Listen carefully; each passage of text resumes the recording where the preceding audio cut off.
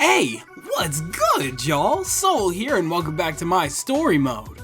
So obviously, I'm feeling a little bit better from yesterday. Hopefully I don't sound as, nasally as the other day, but maybe you didn't even notice. Whatever, it's all good now. But that doesn't matter. For today, we've got a big topic to discuss. Within the last couple of games of Pokemon, we've had more than a couple of problems regarding the evil teams. You can't currently see me, but whenever I say evil teams, I put them up with air quotes because, yeah, they pose a serious issue now. You could say whatever you want about the generations beforehand. 1 through 5, they were good, bad, whatever. Generations 6 through 8 were downright unacceptable. Now, I could talk about my problems with these teams till I'm blue in the face, but that's not what the focus of this video is about. Seeing as the game is most likely about 8 to 9 months away and we're most likely not going to get too much information for the next, 3 or 4, I think it's only fair to go ahead and throw out some of my hopes and wishes regarding the evil team for Pokemon Scarlet and Violet.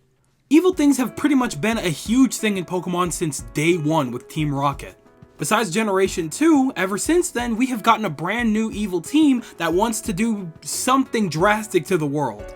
Or at the very least, that's how it started, because a lot can change in 20 years. But with that in mind, I have a couple of hopes and wishes for this new evil team.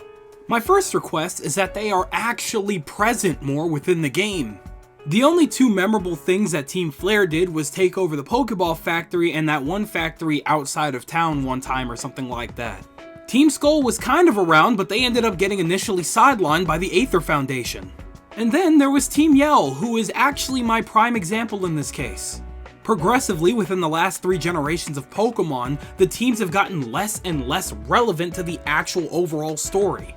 And since Pokemon likes to base their reception off of how much money the product made as opposed to the actual feedback of said product, it's kind of alarming because it's very possible that they could continue down this route. I just want to put it out there in the universe that I do actually want the opposing team of these games to participate in the main story somehow. Moving on to my next thing here, would it be too hard to make them actual bad guys? In games like Pokemon, it's very important to have a genuine antagonist. Hell, that's pretty crucial for pretty much any general storyline. When reading a story or watching a series or whatever, you usually want to see how the protagonist eventually overpowers the antagonist.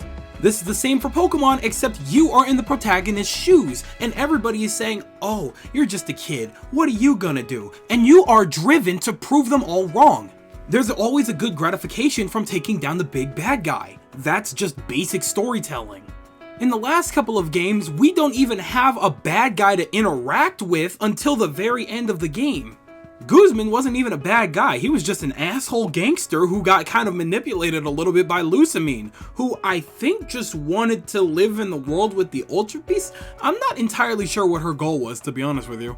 And then obviously we had Chairman Rose, who just wanted to deal with a situation that was way past his timeline. What? At this point in time, I'm not even really sure if we're dealing with bad guys anymore. I think we're just dealing with some morons. Now, I could be remembering things wrong, and in my defense, it has been a very long time since I've actually played Sun and Moon. However, clearly that situation didn't make a very lasting impression on me. The only reason some of these other ridiculous situations have made a lasting impression was because they were either ridiculous or just too stupid. And that right there pretty much leads me into my next point.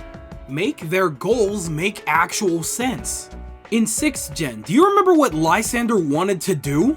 He simply wanted to rid the world of people in Pokemon because they leave a disgusting stain on the universe or something like that. I guess in a way that could be textbook bad guy, but he didn't even want to save himself. He wanted to kill himself and everybody with him. Willingly. That's batshit crazy. And that's all based on some war that was way before his time? What in the world? That doesn't even make any sense. So in the midst of this video, I actually went ahead and looked back on what Lusamine actually wanted to do. Essentially, she wanted to find her lost husband, and in doing so, she went kind of crazy thanks to one of the Ultra Beasts that she let through. With that insanity, she ended up trying to open up the Ultra Wormhole and putting a lot of people in danger. Okay, cool. I guess that kind of makes sense, but that just means that 8th Gen was a fat step back. Chairman Rose was obsessed with a situation that was well beyond his lifetime, and that just does not add up whatsoever. That, right there, that is the exact situation that I do not want for these upcoming games right here. Is it really too hard to ask for an evil team with an evil leader that has a goal that actually kind of makes sense? Y'all were able to do it back in 5th gen when you made us question our morality when Getsus made a very, very reasonable speech about liberating Pokemon. It took us a whole game to finally understand that what we were doing was what we felt was right. But you see what I'm getting at? They made an evil team and an evil leader that actually made us question ourselves because their goal actually made a little bit of sense. And that's really all I want. A team leader that has a way that they see the world that may conflict with ours but can make sense if you look at it from their perspective. It's okay to make a bad guy relatable. Hell, I'd say it would be a great thing to make a bad guy relatable because then we care. We're actually invested in the story at that point. Give the team leader a somewhat reasonable goal and give his underlings and grunts a reason to follow him. And that's it. And you know what? That actually kind of leads me into my next point as well. I want more memorable characters within said team. For example, let's think about the generals of the teams that we've had within the last couple of games so far. This is referring to the generational games, not like Pokemon Legends. Think about the last time that you cared about a character on the opposing team that was somebody other than the main villain. Now, I don't even think I can give credit to the game for this one, but I'm just gonna say his name anyway because he was kind of important. Colress from Pokemon Black and White. For anybody that doesn't remember him, generally speaking, he was like the right-hand man of Getsus. He didn't exactly do a lot, but he was actually relatively interesting. Essentially, he was just using Getsus and Team Plasma to help further his research to find the dormant power lying within Pokemon. This right here is a prime example of characters that we desperately need in these games. Now, I'm not saying that I want them to be exactly like Colress or anything, but I want characters that actually think for themselves a little bit. For example, let's just say early in your journey you run into this general on this opposing team, right? You battle them, maybe you win, maybe you lose, whatever, it doesn't really matter. Time and time again, after you continue to battle this person throughout the game, they're starting to wonder if opposing you is actually the right thing to do.